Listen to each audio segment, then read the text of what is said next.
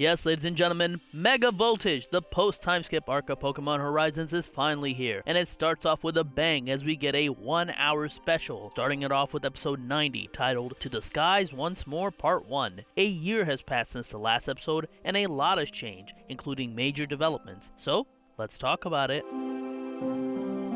I have a feeling that this series will probably be focusing more on Roy than Liko. After about a year, Dot has contacted a slightly more grown-up Roy. He's rocking a slightly different haircut, and he's seemingly adventuring with Cap. What's the contact about? She recently got some info that something weird is happening with Pokemon where Roy is, and she wants him to investigate it. Sure enough, we see that a Slaking, usually a docile and lazy Pokemon, is up and way more active and aggressive than usual. It's also surrounded by pink mist, which means it could be Laquium. However, as Roy is investigating this, we see another kid behind him challenging him to a battle. Now, this kid's name has been a topic of debate online. His name is this right here. It's most likely a play on the Japanese word for alt, or ultra, or ultimate. So people thought that his English name would end up being Alt, similar to Go for Pokemon Go. But a few days ago, the official Pokemon anime Twitter page romanized his name in English as Uruto, so I don't know what to use. For now, I'm gonna use Alt since it's so much easier to say, but if when the dub comes out they decide to go with Uruto,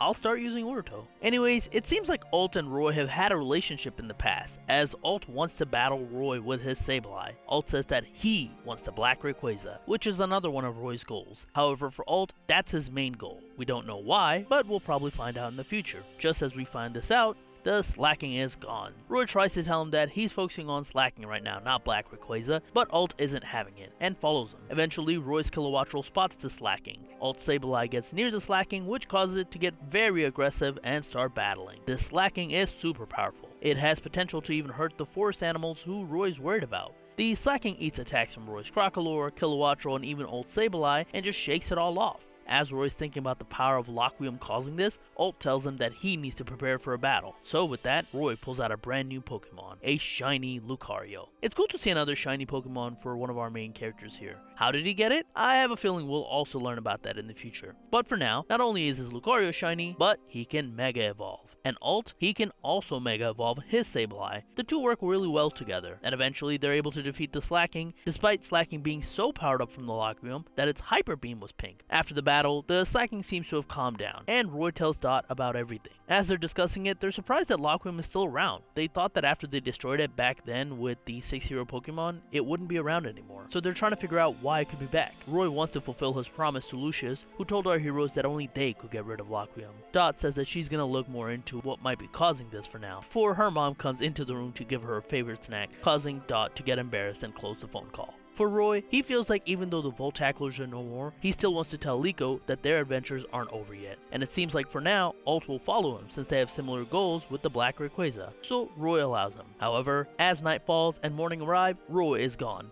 ditching Alt. We then see what happened to Liko all this time. She is acclimated to the school life after the Voltaclers broke apart, and her roommate has become an accomplished battler. Even the Blueberry Academy principal Cyrano has gotten in touch with her. And while we know that Liko herself is pretty strong, she doesn't have her full complement of team anymore. It seems like after destroying the massive Laquium crystals, Terapagos has gone on hibernation and hasn't woken up since. For Liko, she still thinks about the Voltaclers, yet she seems to distance herself from them. She hasn't watched any of Dot's recent Nidothing videos, when she used to be the biggest Nidothing fan. And that might also be partially due to the fact that Spinel has taken over as Exceed Company's president and convinced the world that the strange behavior around the globe of Pokemon being aggressive is due to the Voltaclers destroying Laqua. They become villainized in the eyes of the world. Only the people involved and Anne seem to know the truth. But even when Anne wants to tell people about the truth, Liko stops her. And realistically, it makes sense. The last time she was with the Voltaclers, she seemingly witnessed someone's death. That has to be traumatic. She doesn't feel like she has a goal, unlike Anne, who's moving forward. And she realized that the truth of what happened that day is changing right in front of her. And she feels like she can't do anything about it. As all of these thoughts are going through her head, as she's standing at the top of her school, Roy yells out, flies into his Kilowattrel. Liko sees him for the first time in a year, and that's where we end this episode.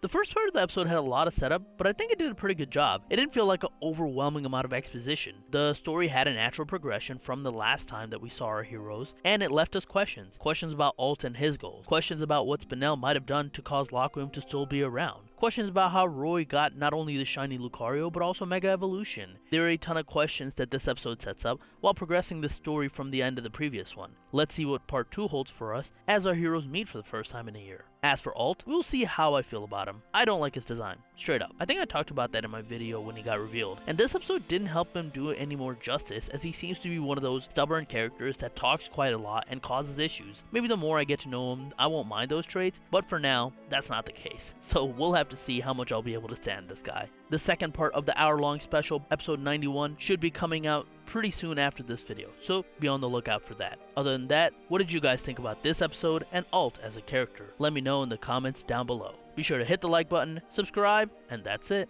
I will talk to you guys later. Peace.